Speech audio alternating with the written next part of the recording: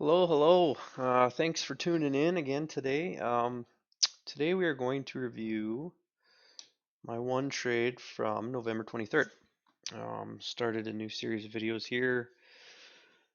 Started with November 22nd. I'm just going to recap my day every day, whether I'm um, profitable, not profitable, sharing my strategy, trade setup, where I'm holding targets to, kind of the decisions I'm making, how psychology plays into it, just the whole nine yards. Um, let's just jump into it here. At this blue line, so these are the two charts I'm using, my 5-minute chart, my 10-tick chart. On the 5-minute chart, we get this beautiful bear bar closing. One push, little consolidation, and now another push. We also consolidated at this 306 level, which was a level that had been a nice little support and resistance for us. So we held there. We broke through the next level at 268. I think it was 269, and now we're starting to push. So I'm really looking for a trade. Again, this 270 level or 269. I'm looking for something to set up. And oh, I need to back up a sec. Sorry. So this blue line, this 270, is major support. But it's also minor support, and that's what I'm looking for essentially is two time frames of support. Not that it's a different chart, but I marked this blue chart or these blue lines up on the 15-minute chart and the 5-minute chart. Squeeze these, and uh, that 270, whoops, that 270. So 1, 2, 3. When I start to, and there could be more further back, when I start to see major areas getting hit multiple times like that right there, there's 3 right in a row. I just mark it with a blue line. And so I know that's a major support and resistance area. So, but then I look to make small or short-term setups as well. So what I like to do is from that pivot, I want to draw my line. And I like to see as much divergence as possible. There's not a ton on this one.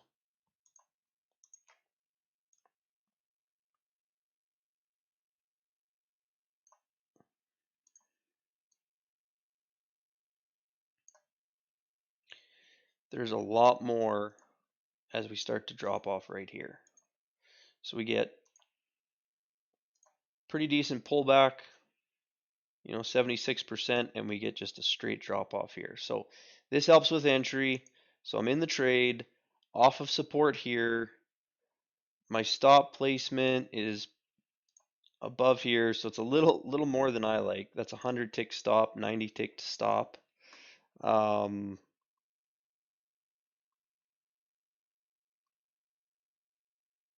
Anyways, in the trade, looking at my 5-minute targets for this trade. One area I'm going to check is 220, the natural 20, and then potentially holding down to here to the next pivot area. So, and just see what happens here. So target one, I'm generally pretty consistent at 45 ticks. I like that number. I can't really tell you why. It's just a number I'm really comfortable. I know that when I enter a trade, it's going to take a really poor entry to not get 45 ticks. And then if I feel nervous about the trade, I can always move my stop. So there's a mistake made right here coming up. And again, I really like to run this arrow and build almost a trend line with it. And if we can stay below that trend line, I'm going to look to stay in my trades.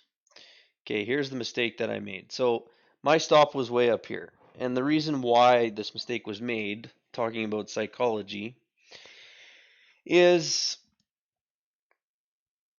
I separated, so I had 3 contracts on this trade, and I separated my stop. So I had um, 3 orders put in right here as my stop, and I grabbed one and I moved it down to here to just a little bit of profit. Yeah, I think it was 11 ticks. Why did I do that? Well, fear, straight up fear. I I got in this trade a little bit late. In hindsight, I should have been in back here, or on this pullback, or on this pullback. This was just, it was a little bit late. I was chasing the market, but I really loved this. I didn't love this. That's essentially, there is no divergence there. And I got nervous and didn't want to give up money, so I knew that if I got out of a contract here and here, I'd be 55 ticks of profit. And then if my stop hit here, I'd be 55 minus 99, very manageable loss. And so yeah, that's why I got out of the trade. It also broke my trend line, so but I did feel strongly about this trade, and as you see, this next bar that formed, which would have been somewhere right in here, closing, yeah, 1040 bar closing. Sorry, that would have been this bar closing. Um, we've got two sideways indecision range bars, doji bars. So the market's just stalling though. We had pushed down one, and then we went sideways, pushed down two, and now we could go sideways, but I feel confident about the drop. So I still have my one contract. It's way up here, my stop. My target's way down below. This ends up being a fairly lengthy trade. And then I start to see the pullback. And so whenever I see a pullback, I look for pivots. I see one right here. And so I just go into pre-planning mode. So I pick that pivot, and this is exactly how I do it live. I see that. I'd like to draw a straight line across. And then I just want to see how the price interacts with it. So we tested it. It wasn't a 100% test, but we tested the pivot. I like to just throw dots just to keep my mind consistent and occupied. And then I will draw a second line tracking that trend. Again, this is how I do it live. So then we come back up, we make another pivot, and we're still below the trend line. So now we've got more divergence. We got more divergence. From here to here, this pivot's higher than this pivot, and this pivot's lower. So this is also telling me down. So what I did here, and I rarely ever do it, keep drawing it across, keep following this. We hit it again. And we hit it again with more divergence. So this is just looking beautiful. This setup right here, much better than the original setup. And this setup right here, I mean, I'm glad I got in there. And in reality, how much stop did I need? Hardly any. I got it way up here, but actual stop required was like 30 ticks. So, but this is a way better setup. This is the setup I like. 1, 2, 3, 4 hits and diverging the whole time, right? This is where that original pivot is. This is where the new pivots are. So it's just screaming down. But I did not add 6 or 3 contracts. I only added 1. So again, I'm out of 2. I'm out of that one. I'm out of that one. And I still have, now I have 2. My original 1 plus the one I added. And now I have moved my stop to, I got rid of my original stop.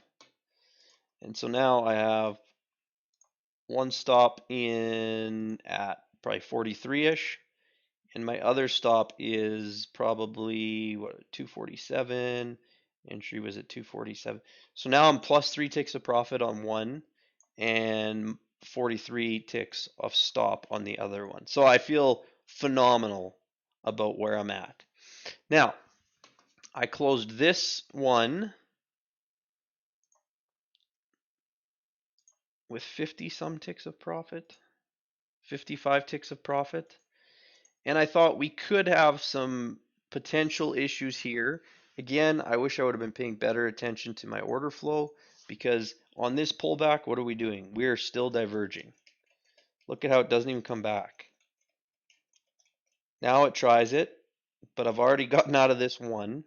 and now I'm pretty determined to hold my last one, and I'm willing to take a stop on it because now I've got 55 ticks of profit, 10 ticks, and 45. So I've got 110 ticks of profit locked up, and guarantee no loss on my fourth contract. So I'm willing to hold this. My stop is set here. It's a hard stop. I'm not moving it, not touching it. Whatever happens, happens. But again, I feel strongly on the down. I feel strongly about the drop. So we did have just a little bit of a break of that, but then look at the drop off here. And now, honestly, I don't remember. I'm thinking I held my target to here, but we'll see. And let's get caught up here. Where are we at here? We're somewhere.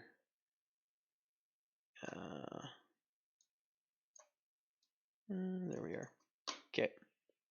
So yeah, good bear close. Another little sideways. Good bear close. So I'm feeling very strong about my target. Going through a few little dips, and there we have it. This was actually a yeah.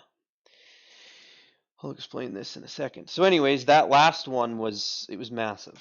It was massive. I don't even know if I can measure that thing.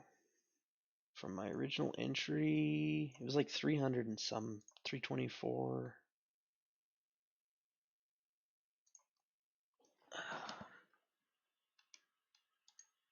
320, yeah, 324. 24-minute trade. So I ended up with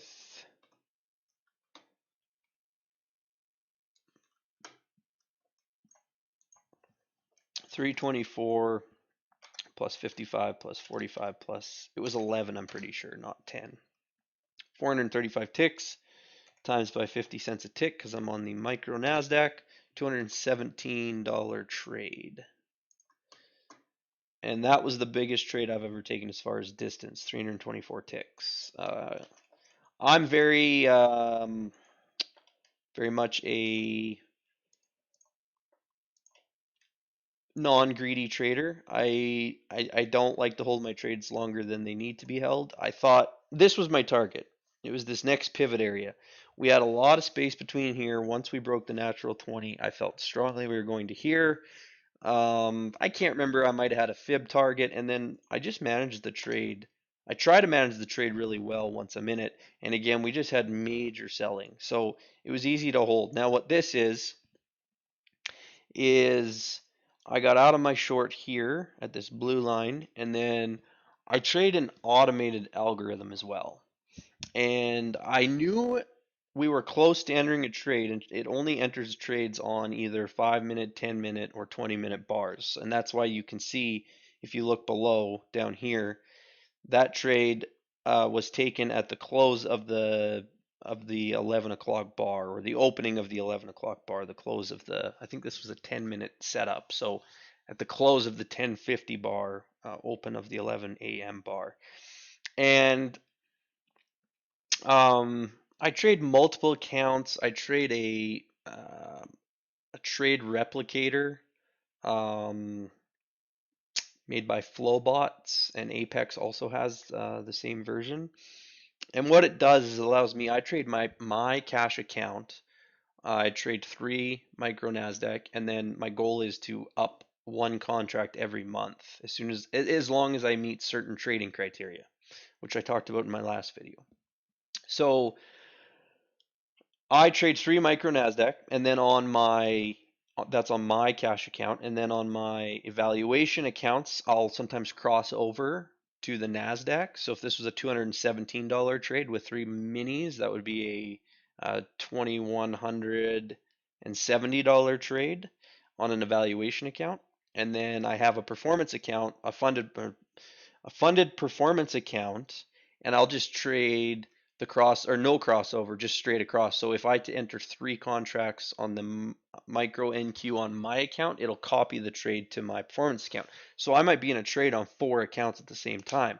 And then I also run the algo on a dedicated account. And so the way that I had my stuff set up that day, I had way too many things going on this day, but it entered me into a micro NASDAQ trade on the algorithm. And because of how far we had just pushed, if you see right here, I was in no shape or interest of being in another trade. I'd already spent 20 minutes in this trade and my brain was at its limit. So as soon as I entered this, I kind of went, oh boy. I moved my targets to very achievable. And this entered on the NASDAQ on one account and the micro NASDAQ on this account, which is my account. So I think I ended up taking like 20 ticks of profit. It did go just a little bit lower, but then you see it has the big yank back up here, which is what I was expecting. Was after a big move, we generally get a 50% retracement, sometimes 38, sometimes 61. But I'm always looking for a retracement after a big push. This one ends up being a 38 and then a nice drop again. ABC drop. So that was how this trade set up. Again, you're going to notice a pattern, and that pattern is I'm looking for short-term support with direction and or long-term support with direction, which I got here, and then I'm looking for short-term support, which is kind of that look we got right here, and then adding that trend line. I mean, this is just a beautiful setup right here. I just love that one. And then you see that angle. The steeper that angle, the more it's diverging, the more likely it is that our trade's going to work. I tried to enter trades with 60-ish ticks of stop. My first entry was 100 or 90, 98 or something, just under 100 ticks. This one was only 40, 43, 44, something like that. So I feel better when I have less and I'm less likely to touch it. But when I see 90, 80, 90, 100 ticks of stop, it generally will cause me to make, unfortunately, some mental mistakes in the market because I feel like I have too much at risk. So anyways, that was my one and only trade for the day, other than it entered me in this algorithm trade. Um, but yeah, we were too far into the push. Now in reality, I think, what did the algo do here?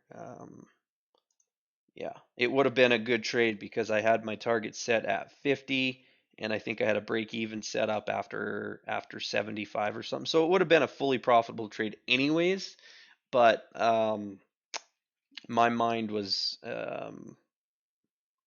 had been taxed to my limit. It was also 11 o'clock, so I usually try to be wrapped up by 11. Trade from 9:30 to 11. Um, the beauty about the algo is I do have one of the algorithms that I trade is it's hands off. You don't touch it, and it runs all afternoon. This was more one that I have to manage or want to manage, so I don't think it took any algo trades. Anyways, that's the video for today. That was my longest trade of my trading career. Just what were we, 75 points or something, 80 points, 324 ticks. Super pumped with that, and yeah, I was able to keep it rolling the next day. So stay tuned for my next video where I will be covering my one or two. I think I maybe had two trades on. Yeah, I did. I had two trades on November 24th. So I will cover both of those in my next video. Do me a favor, please subscribe. You'll see the button down in the corner. Like my videos. If you have any questions or feedback, feel free to send me a message on YouTube. If you want to see something specific, let me know.